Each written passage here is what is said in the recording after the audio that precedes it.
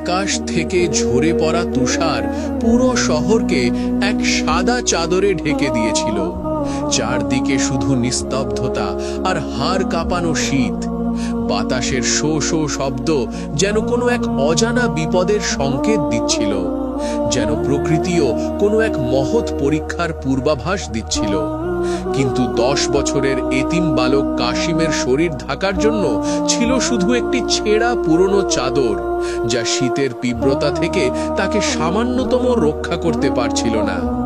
কাশিম, যার এই দুনিয়ায় আল্লাহ ছাড়া আর কেউ ছিল না, তার বাবা মারা যাওয়ার সময় শুধু একটি উপদেশ দিয়ে গিয়েছিলেন, যা তার জীবনের একমাত্র সম্বল। কাশিম বেটা, মনে রেখো, দুনিয়া হলো মুমিনের জন্য কারাগার আর কাফেরের জন্য জান্নাত। তাই কষ্টের সময় সাবার করো, কারণ আল্লাহ ধৈর্যশীলদের সাথে আছেন।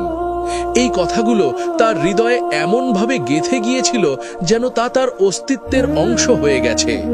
সে শহরের সবচেয়ে বড় এবং নির্মম তাজির হাসিম শেঠের আস্তাবলে ঘোড়া পরিষ্কারের কাজ করত। হাসিম শেঠ ছিল অত্যন্ত কৃপণ এবং নিষ্ঠুর। তার কাছে মানুষের জীবনের কোনো মূল্য ছিল না। সে এতিমদের ওপর জুলুম করতে দ্বিধা করত না। তার কাছে কাশিম ছিল শুধু একটি সস্তা শ্রমিক। বিনিময়ে কাশিম পেত মাত্র 2টি শুকনো রুটি, তাও তখনই যখন শেঠের মেজাজ ভালো থাকত। অনেক সময় তাকে না খেয়ে আস্তাবলের এক কোণে খড়ের ওপর রাত কাটাতে হতো। শীতের তীব্রতায় তার হাড় পর্যন্ত কেঁপে উঠত। তার ছোট শরীরটি যেন হিম শীতল বাতাসের সাথে যুদ্ধ করত, কিন্তু সে কখনো অভিযোগ করত না। তার মুখ থেকে একটিও কষ্টের শব্দ বের হতো না, কারণ তার হৃদয়ে ছিল এক অটল বিশ্বাস, আল্লাহ নিশ্চয়ই তাকে দেখছেন এবং তার সবরের প্রতিদান দেবেন। সে জানত আল্লাহ কখনো তার বান্দাদের ত্যাগ করেন না, বিশেষ করে যারা তার উপর ভরসা রাখে। সেই এক অন্ধকার রাতে ক্ষুধার তীব্রতা এতটাই ছিল যে সে আর সহ্য করতে পারছিল না। পেটের ভেতর যেন আগুনের লেলিহান শিখা জ্বলছিল। তার শরীর কাঁপছিল, কিন্তু তা শুধু শীতের জন্য নয়, ক্ষুধার যন্ত্রণায়ও। সে কাঁপতে থাকা শীতের মধ্যে উঠে আবর্জনার স্তূপে কিছু খুঁজতে লাগল। হয়তো কোনো ধনীর ফেলে দেওয়া অবশিষ্ট খাবার বা এক টুকরো রুটি পেয়ে যাবে। তার চোখ দুটি অন্ধকারেও আশার আলো খুঁজছিল। হঠাৎ তার চোখে একটি ঝকঝকে জিনিস পড়ল। চাঁদের আলোয় সেটি চিকচিক করছিল, যেন কোনো এক লুকানো রত্ন। সেটি ছিল একটি রূপার মুদ্রা, যা হয়তো কোনো অসতর্ক পথিকের পকেট থেকে পড়ে গিয়েছিল।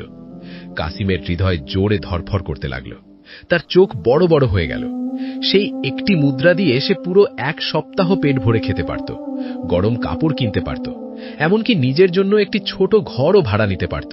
তার মনে হল আল্লাহ হয়তো তার দোয়া কবুল করেছেন এবং এই মুদ্রাটি তার জন্যই পাঠিয়েছেন। তার মনে এক ঝলক আনন্দের ঢেউ খেলে গেল, কিন্তু পরক্ষণেই তার মনে এক অন্য চিন্তা এলো। এটি কি সত্যিই তার প্রাপ্য, নাকি এটি তার জন্য এক বড় পরীক্ষা, এক কঠিন ঈমানী পরীক্ষা? সে হাত বাড়ালো মুদ্রাটি ধরার জন্য, কিন্তু তার আঙুল ঠান্ডা রূপায় ছোঁয়া লাগতেই তার মরে যাওয়া বাবার শেষ কথাগুলো মনে পড়ে গেল। কাসিম বেটা, ক্ষুধায় মরে যাওয়া মঞ্জুর করে নিও, কিন্তু সবরের দামন কখনো ছেড়ো না। আল্লাহ সবরকারীদের এমন কিছু দেন যা তারা কল্পনাও করতে পারে না। এই কথাগুলো তার কানে যেন এক ঐশ্বরিক সুরের মতো বাজল। সে একটি দীর্ঘশ্বাস ফেলল, চোখ বন্ধ করল এবং সেই মুদ্রাটি সেখানেই রেখে ফিরে এসে নিজের কালো কম্বলে গুটিসুটি মেরে শুয়ে পড়ল। এ ছিল তার সবরের প্রথম পরীক্ষা, এক কঠিন আত্মত্যাগ। সে জানত হারামের পথে সুখ থাকলেও তাতে বরকত নেই, আর হালাল পথে কষ্ট থাকলেও তাতে আল্লাহর সন্তুষ্টি আছে। সেই রাতে সে ক্ষুধার্ত অবস্থায় ঘুমিয়ে পড়ল, কিন্তু তার মনে এক অদ্ভুত শান্তি ছিল, যা কোনো রাজপ্রাসাদের বিলাসিতায় পাওয়া সম্ভব নয়। ঠিক যেমনটি রাসূলুল্লাহ সাল্লাল্লাহু আলাইহি ওয়াসাল্লাম বলেছিলেন, প্রকৃত ধনাঢ্যতা হল অন্তরের ধনাঢ্যতা।